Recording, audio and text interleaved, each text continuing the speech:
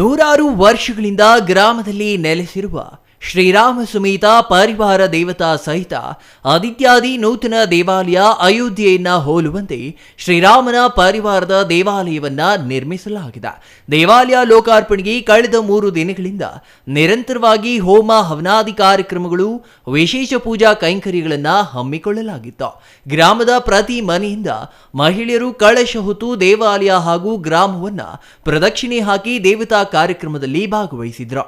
ಹೋಮ ಹವನಾದಿ ಕಾರ್ಯಕ್ರಮಗಳು ನಡೆಯುವ ಆವರಣದಲ್ಲಿ ಪ್ರತಿಷ್ಠಾಪಿಸಲಾಗಿದ್ದ ಶ್ರೀದೇವಿ ಭೂದೇವಿ ಸಮೇತ ವೆಂಕಟರಮಣ ಸ್ವಾಮಿಯ ಉತ್ಸವ ಮೂರ್ತಿಯನ್ನ ದೇವಾಲಯದ ಆವರಣದಲ್ಲಿ ಮಂಗಳ ವಾದ್ಯಗಳೊಂದಿಗೆ ಉತ್ಸವ ನಡೆಸಲಾಯಿತು.